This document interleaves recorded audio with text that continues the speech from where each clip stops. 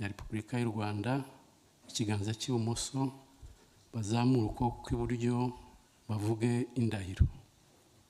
Njyewe Mukazahire Neri, Njyewe Rwego Ngarambe, Njyewe Kabera Godfrey, ndahira u Rwanda ku mugaragaro ndahira u Rwanda ku mugaragaro ko ntazahemukira Repubulika y'u Rwanda, ko ntazahemukira Repubulika y'u Rwanda, ko nzubahiriza itegeko nshinga n'andi mategeko, ko nzubahiriza itegeko nshinga n'andi mategeko, ko nzaharanira uburenganzira bwa muntu n'ibyagirira abanyarwanda bose akamaro, ko nzaharanira uburenganzira bwa muntu n'ibyagirira abanyarwanda bose akamaro, ko nzaharanira ubumwe bw'abanyarwanda, ko nzaharanira ubumwe bw'abanyarwanda, ko nzakorana umurava imirimo nshinzwe, ko nzakorana umurava imirimo nshinzwe, ko ntazakoresha ububasha mpawe mu nyungu zanjye bwite, ko ntazakoresha ububasha mpawe mu nyungu zanjye bwite, nintatira indahiro nzabihanirwe n'amategeko.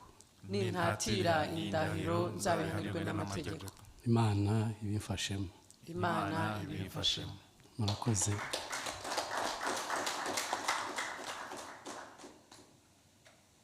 Agira ngo tubasabe mushyire umukono ku ndahiro.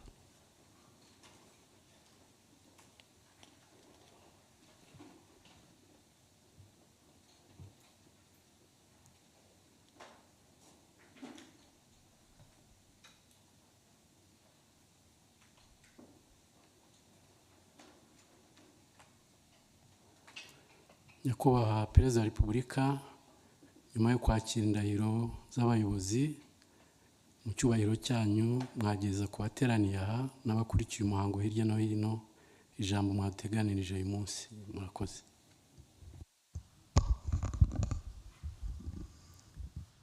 Mwiriwe neza mwese abari hano n'abadukurikira bari ahandi. Nagira ngo mbanze nshimire abatugejejeho indahiro ijyanye n'imirimo bemeye gukora n'inshingano zikubiyemo, aribo Neri Mukazahire, Rwego Ngarambe, Godfrey Kabera.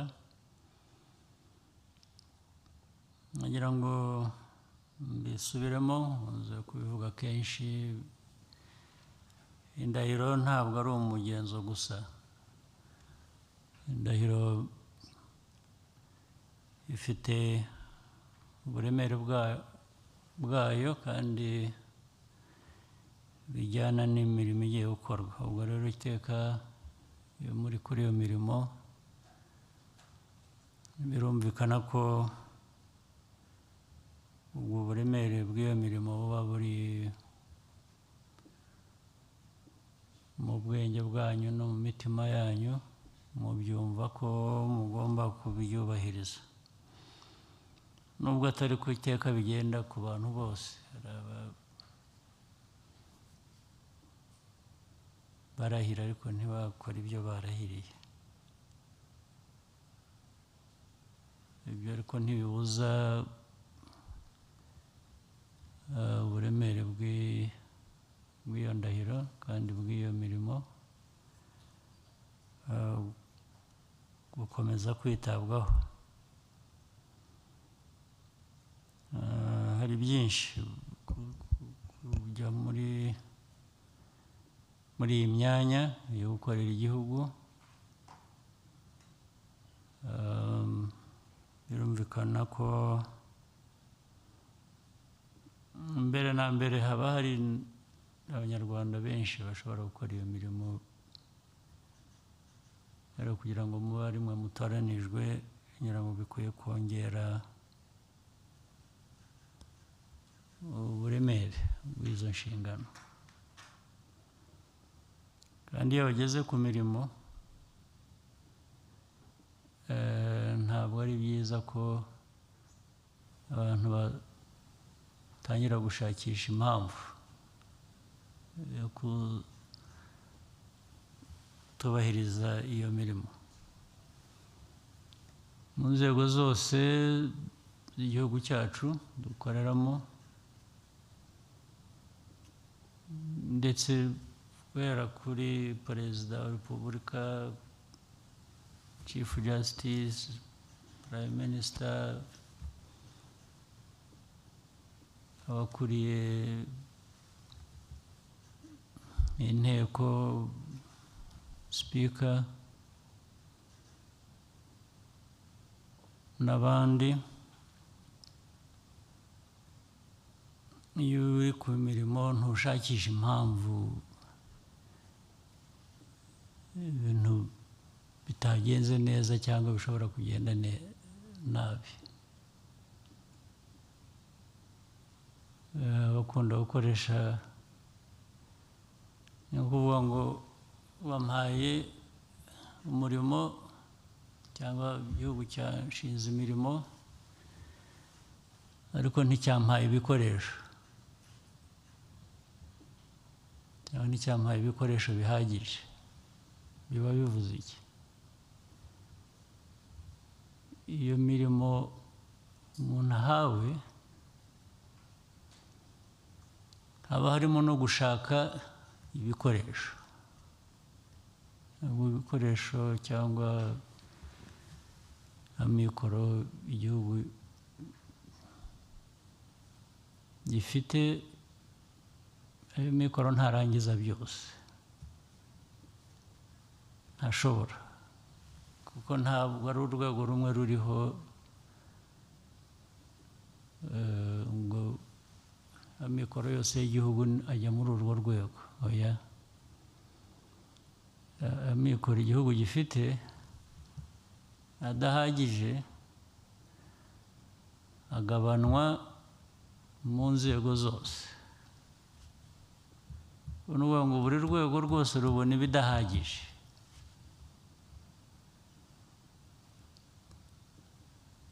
Igihugu ntigifite ibihagije, ahubwo abantu bashingwa ibyo bashinzwe kugira ngo mu mikorere yabo buzuze izo nshingano bahawe, ariko habemo n'inshingano yo kongera amikoro. N'ibyo nta bindi by'iruhande, nta bindi, ni amagambo gusa. Rero mwebwe abagiye mu rwego rwo gukorera guverinoma, mumenye ngo muje mu nshingano mwabwiwe, mwemeye, muzi,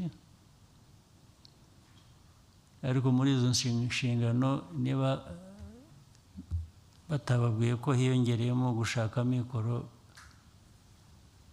ubu ntabwo byari byuzuye. Aba muri siporo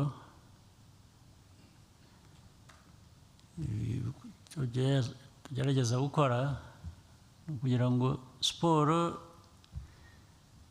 mu byo n'ubundi igeza ku bantu havemo n'amikoro. Ubu siporo ni bizinesi, ni bizinesi ishingiye kuri talenti mu banyarwanda cyangwa se mu bandi ahandi. Iyo talenti rero hari uburyo icuruzwa, hari uburyo ivamo amikoro. Niyo ntego yacu, niyo ntego, niyo mpamvu hariho bimwe twashoboye gushyira mu buryo,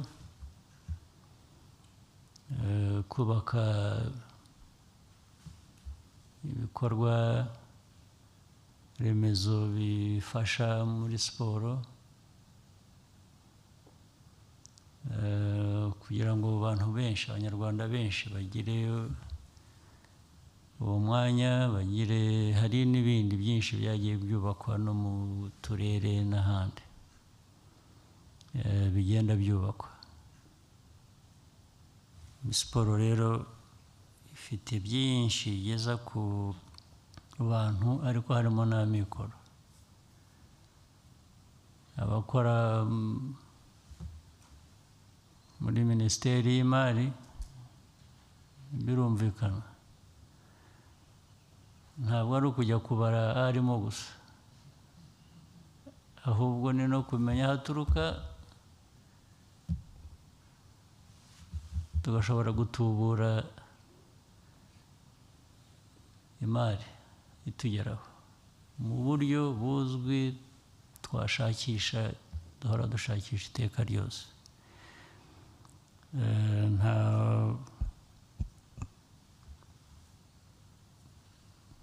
gushakisha uko yinjira ukanagena uko asohoka, kugira ngo cyane cyane aho yinjira hagende hiyongera, aho yinjira ava hagende hiyongera. Ni ibyo ngibyo rero, ariko ibisigaye ubundi nta kigoye. Ubundi muri mirimo akenshi bigorana ari uko abantu ubwabo batumye igorana. Iyo ushatse ko byoroha biroroha, iyo ushatse kubikomeza birakomera nabyo ndetse bikagukomerana. Ubwo rero nta kintu gishya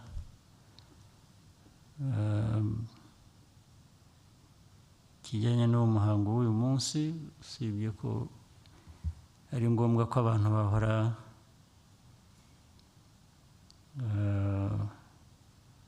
bavuga ibyangombwa byafasha kugira ngo imirimo ishobore kugenda neza.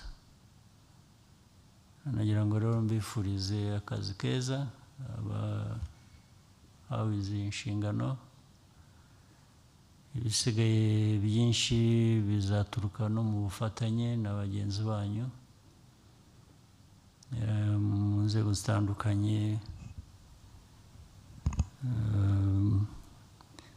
kugira ngo ibikorwa bibe bireba igihugu cyose bitareba ahantu hamwe cyangwa ahandi. Ndabashimiye rero, muzagira akazi keza, cyangwa mugire akazi keza bugahereye ubu ngubu, gahereye none. Mugire umunsi mwiza. Kurikiye reka tubashimire hano muri village Urugwiro. Rero biremejwe, Madamu Kazayire Neri ni Minisitiri wa Siporo, amaze kubirahirira.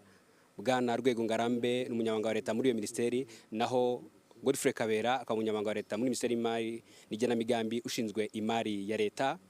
Nyuma yo kurahira rero mwumvise ko bahawe impanuro zirimo n'impamba zikomeye. Umukuru w'igihugu Nyakubahwa Paul Kagame atangiye yibutsa ko kurahira atari umugenzo gusa, ni inshingano ziremereye